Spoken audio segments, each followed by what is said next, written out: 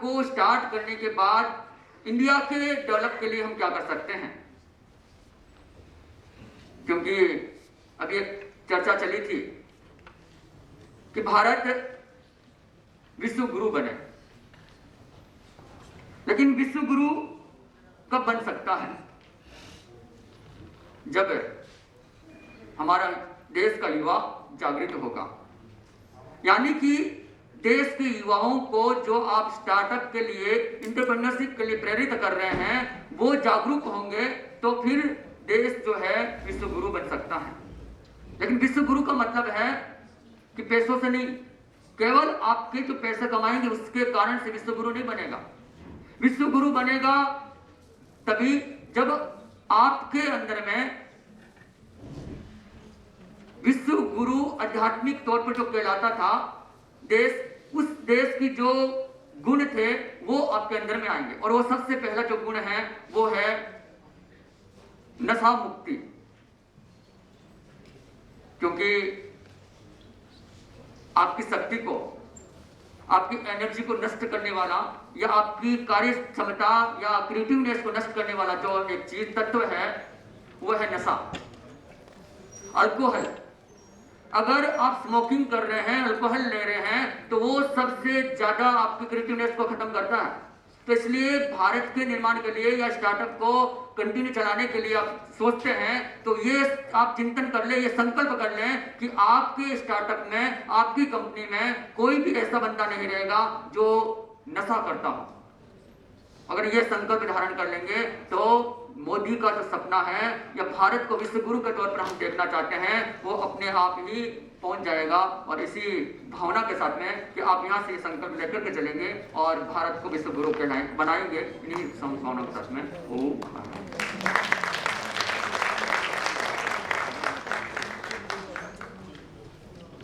Thank you sir for your precious words. इतनी अच्छी बात कही आपने स्टार्टअप के बारे में और किस तरह से परिश्रम करना चाहिए और किस तरह के इरादे लेकर अगर हम आगे बढ़े एक अच्छी तरह से शुरुआत करें, क्योंकि वो कहते हैं कि बार बार टूटने के बाद अब भी मुझ में हिम्मत संभलने की, बार बार टूटने के बाद अब भी मुझ में हिम्मत संभलने की, यकीन है मुझे पालूंगा अपनी मंजिल, यकीन है मुझे पालूंगा अपनी मंजिल, पार करके हर मुसीबत, घर साथ मेरे खुदा की नेमत की।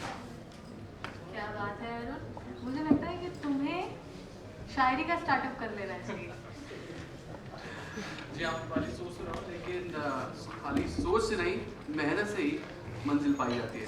बिल्कुल, सोच और इरादा नेक हो तो सब कुछ पाया जा सकता है।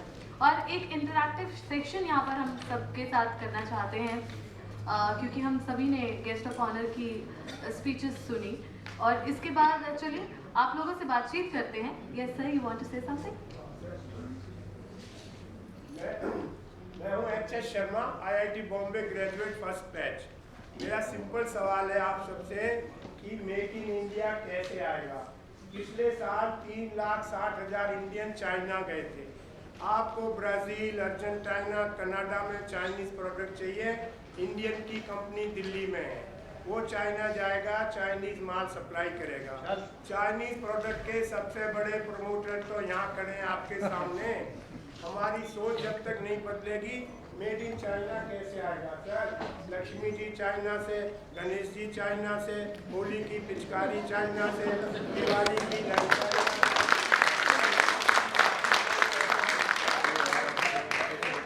सवाल कह रहा हूँ और ग्राउंड रियलिटी सुन लो।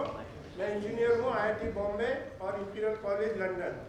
क्रीप बैंड बनाया था, इसको बॉडी पे रख दो, सब पेन को दूर कर दो, इलेक्ट्रॉनिक सर्किट डाला, वाइब्रेशन सर्किट डाला, हीट डाला, माइक्रोवेव डाला। अब वहाँ की डिफिकल्टी सुन लीजिए। पहले एक्सक्यूज मी, आपका सवाल हमने सुना, पहले उसका जवाब हम ले लें। जी बिल्कुल, आपका सवाल हमने सुन लिया, पहले जवाब आप ले लीजिए, फिर हम आपके प्रोडक्ट के बारे में सुनेंगे। कृपया बैठिए। हाँ जी, क्वेश्चन सुना हमने कि मेक इन इंडिया कैसे आएगा। हमें बिल्कुल शॉर्ट क्वेश्चंस चाहिए, 2 लाइनों के। जी आप बताइए सर, आप आंसर दीजिए। आप बैठिए, कृपया बैठिए आप प्लीज। आपने जो अभी प्रश्न किया कि मेक इंडिया कैसे आएगा, मेक इंडिया सिर्फ मोदी जी के कहने से तो नहीं आएगा ना, मोदी जी के साथ सारे देश की जनता को अवेयर होना पड़ेगा। आप मेरी भी पूरी बात सुन लीजिए, आप मेरी पूरी बात सुन लीजिए, फिर आप अपनी बात रखिए।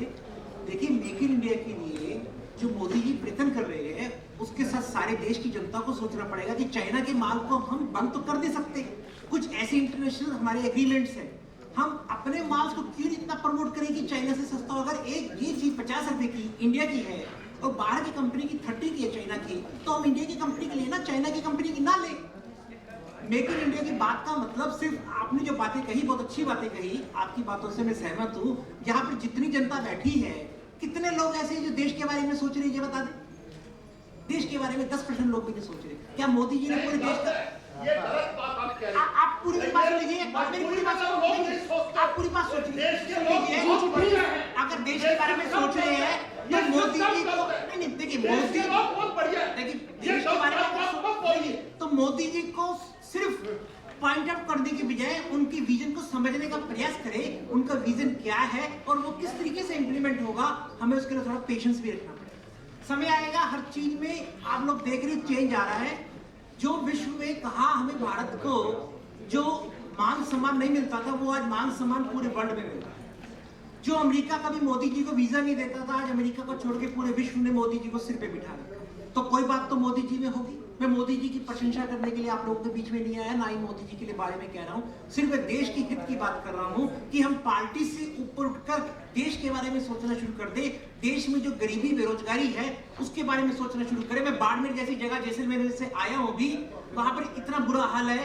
अगर आप जाके देखें, वहां के लोगों ने सोच रखी, जीरे को एक्सपोर्ट कर रहे हैं जापान के अंदर, विदर्भ के अंदर किया, वो लोग एक्सपोर्ट कर रहे हैं केले को गल्फ कंट्री के अंदर। इस तरीके से अगर हम देश के बारे में सोचेंगे तो सभी लोग अगर जैसे अभी आप बोल रहे हैं, अगर आपकी तरह सब लोग सोचने लग जाए तो देश अपने तरक्की करने लग जाएगा।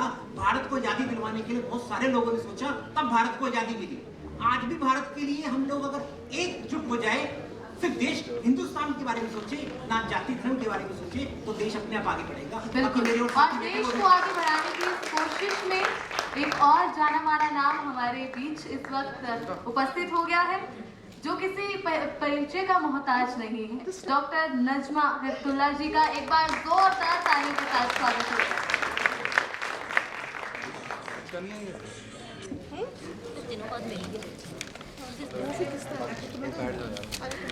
जी, तो अरुण, जो लोग यहाँ पर नए हैं, चलिए नजमा हिप्तुल्लाह जी के बारे में थोड़ी बात कर लेते हैं।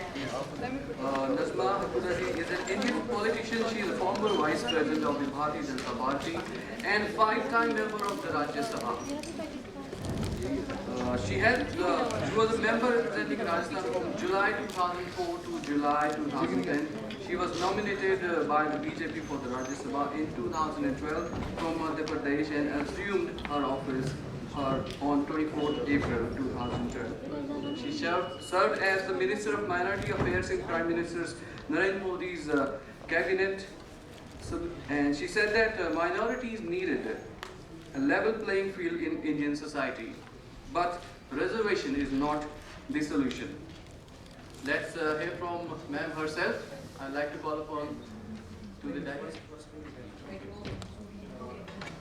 From Bharat Nirman, we would love to welcome you, ma'am, and we are presenting a small gift to you. And आपका बहुत बहुत स्वागत है आज के इस कार्यक्रम में। एक बार जोरदार तालियां और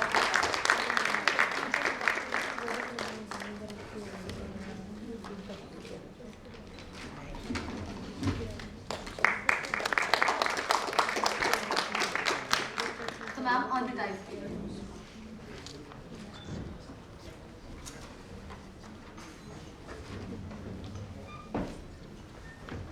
thank you. Hindi Angrezi? Hindi combined. Okay. Well, Bharat Nirman is not new. I've been associated with it, I don't know, since its inception. It started in 1980 and I've come for the different various programs they had many times. So when I was contacted, I said sure I'll come. क्योंकि जिस संस्था के साथ मैं कई बार आ चुकी हूँ, कई बार जुड़ी हूँ, उसमें मुझे 1 मिनट भी सोचने की टाइम नहीं लगा, इसलिए कि जो काम कर रहे हैं आप रिकग्निशन का, आज का जो आपने एंटरप्रेन्योरशिप की बात की है, हमारे लोग जो देश के बाहर रहते हैं उनका क्या कंट्रीब्यूशन है, एक बहुत अहम सब्जेक्ट है। आज हमारे देश में हमारे प्रधानमंत्री 2 चीज़ों पे बहुत ज़्यादा जोर दे रहे हैं। एक कि स्किल डेवलपमेंट और एंटरप्रेन्योरशिप, क्योंकि सरकारी लोग कहते हैं आज हमारे देश में सबसे बड़ी समस्या क्या है, नौकरी की समस्या है। सरकार के में या प्राइवेट सेक्टर में कितनी नौकरियां मिल सकती हैं। अगर हम अपने नौजवानों को एम्प्लॉयमेंट देना चाहते हैं तो ये ज़रूरी नहीं है कि उनको किसी जगह नौकरी करके ही अपनी रोजी रोटी कमाना हो। पूरी दुनिया में एंटरप्रेन्योरशिप की बात हो रही है, सेल्फ एम्प्लॉयमेंट की बात होती है। अभी जब मेरे मंत्रालय में मैंने स्किल डेवलपमेंट का काम शुरू किया था, तो हमने इन 2 सालों में 1.5 लाख माइनॉरिटी के नौजवानों को ट्रेनिंग दी, अलग अलग विषयों पे, और ट्रेनिंग उनको इस तरह से दी कि वो अपना कारोबार भी शुरू कर सके, अगर चाहें तो खुद एंटरप्रेन्योरशिप शुरू कर सकते हैं। क्योंकि अगर पब्लिक सेक्टर में या प्राइवेट सेक्टर में भी जाना है तो कुछ न कुछ टेक्निकल नॉलेज होना चाहिए। और आज की ज़रूरत के लिहाज से कल पार्लियामेंट के अंदर HRD मिनिस्ट्री के एक सवाल के जवाब में मंत्री जी बात कर रहे थे। किसी ने पूछा कि हमारी जो न्यू एजुकेशन पॉलिसी आ रही है उसके ऊपर क्या फोकस है। बेसिक एजुकेशन, तो बेसिक एजुकेशन होती है, प्राइमरी एजुकेशन होती है, स्कूल एजुकेशन होती है, उसमें तो कोई ज़बान सीखना है,